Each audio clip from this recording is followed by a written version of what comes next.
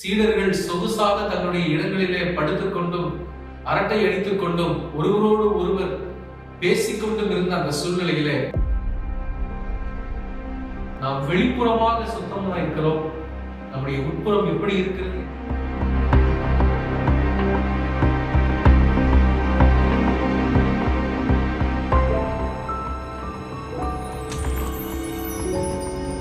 எல்லாம் உனக்காக.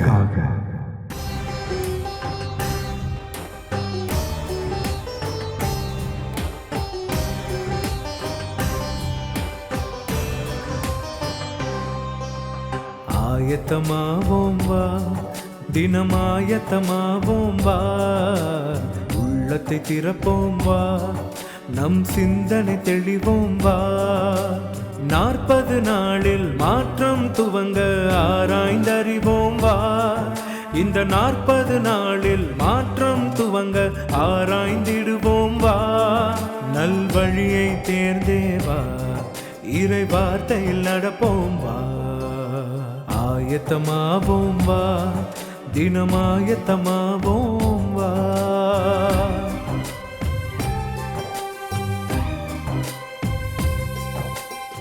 திருமறையின் வரலாற்றை நாம் பார்க்கிற போது இஸ்ரவேல் மக்களுடைய வாழ்க்கையில தூய்மை சடங்கு என்பது மிக முக்கியமான ஒன்றாக அவர்கள் கருதினார்கள். குறிப்பாக அவர்கள் தங்கள் வாக்களிக்கப்பட்ட நாட்டிற்கு சென்ற பிறகு அவர்களுக்கென்று ஒரு நியமங்கள் கொடுக்கப்பட்டது.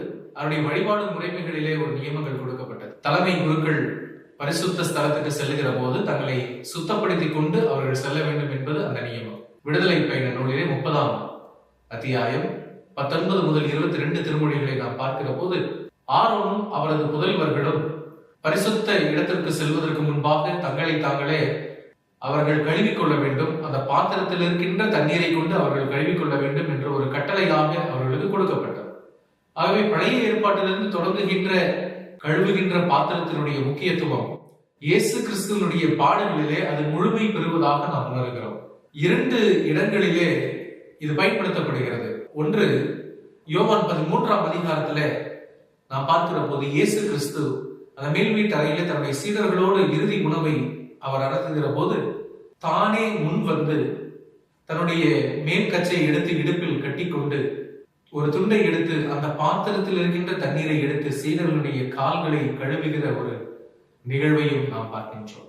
பிலாத்துவின் அரண்மனையிலே பிலாத்துவுக்கு முன்பாக இயேசு கிறிஸ்துவை விசாரிக்கின்ற போது மக்கள் எல்லாரும் எங்களுக்கு இயேசுவை கொலை செய்ய வேண்டும், பரபாசை விடுதலை செய்யுங்கள் என்ற ஒரு கோரிக்கையை மேலெழுப்புகின்ற போது பிலாத்து இவரிடத்தில் நான் ஒரு குற்றமும் காணவில்லை என்று தன்னுடைய மனசாட்சியின்படி அவர் சொல்லுகிறார்.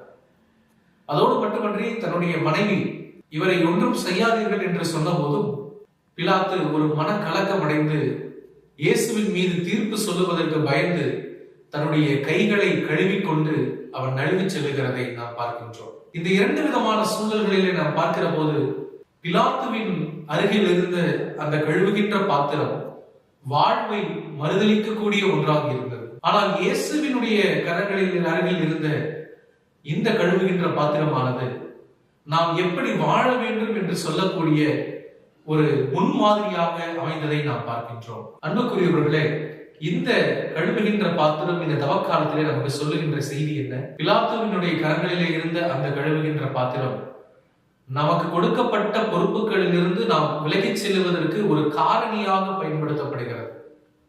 ஆனால் இயேசுவின் கரங்களிலே இருந்த அந்த பாத்திரம் இந்த பணியை யூத சமுதாயத்திலே ஒரு வேலையால் தான் செய்ய வேண்டும்.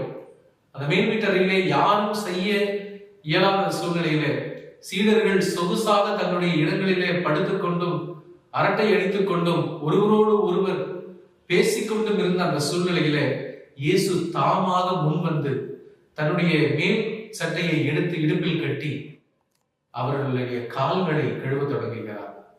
அன்புக்குரியவர்களே, இந்த பாத்திரம் பணியாள் தலைமைத்துவத்தை நமக்கு கற்றுத்தருகிறது, தாழ்மையை நமக்கு கற்றுக் கொடுக்கிறது. இன்றைக்கு இந்த தவக்காலத்தை ஆசரிக்கக்கூடிய நாம் எப்படிப்பட்ட மனநிலையோடு நாம் ஆசரிக்கிறோம் என்ற ஒரு கேள்வியை இந்த அழகான இந்த பாத்திரம் நம்மை பார்த்து கேட்கிறது. நாம் வெளிப்புறமாக சுத்தமா இருக்கிறோம், நம்முடைய உட்புறம் எப்படி இருக்கிறது என்ற மற்றொரு கேள்வியும் இந்த தவச நாட்களிலே இந்த பாத்திரம் நம்மை பார்த்து கேட்கிறது, சிந்திக்க வைக்கிறது. ஆண்டவர் இயேசுவை போல தாழ்மை நிலையை அடைந்தவர்களாக இந்த பாத்திரத்தை நாம் ஏற்றுக்கொள்ள வேண்டும். ஒருவேளை பிலாத்து நான் எப்படிப்பட்ட தீர்ப்பு சொன்னாலும் பரவாயில்லை, நீதியின் பக்கம் நீதியின் சார்பில் நான் தீர்ப்பளிக்கப் போகிறேன் என்று தன்னுடைய நிலைப்பாட்டை எடுத்திருப்பார் என்று சொன்னால் இந்த மீட்பின் வரலாற்றிலே ஒரு மிகப்பெரிய ஒரு மாற்றம் ஏற்பட்டிருக்கும். கழுவுகின்ற பாத்திரத்தில் இருக்கக்கூடிய நீர் நம்மை வெளிப்புறமாக மட்டுமல்ல, வாழ்வளிக்கக்கூடிய நீராகிய இயேசு கிறிஸ்துவனிடத்தில் நம்மை அழைத்துச் செல்கிறது. அதிலிருந்து கற்றுக்கொள்ளக்கூடிய இந்த காரியங்கள் நம்மையும் நம்முடைய ஆன்மீக வாழ்வையும் பலப்படுத்துகின்ற ஒன்றாக மாறட்டும். நம்மை கடவுளுடைய திருமுன்னிலையிலே சீர்தூக்கி பார்க்கின்ற ஒன்றாக அமையட்டும்.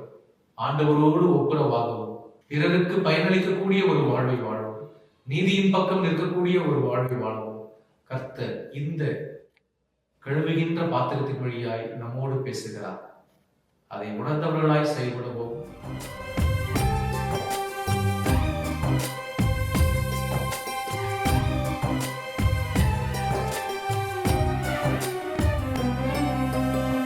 சாம்பல் பூசி சரணடைவோம், ஒற்றுமையாய் ஜெபித்திடுவோம், ஆற்றல் வேண்டி தவம் இருப்போம், உறுதியோடு நிலைத்திருப்போம், ஏழ்மை மாற உதவிடுவோம், உறவை காக்க முடிவெடுப்போம், வேதம் கூறும் வழி நடப்போம், இறைவனிலே இணைந்திருப்போம். ஆயத்தமாவோம், நாம் ஆயத்தமாவோம், ஆயத்தமாவோம்.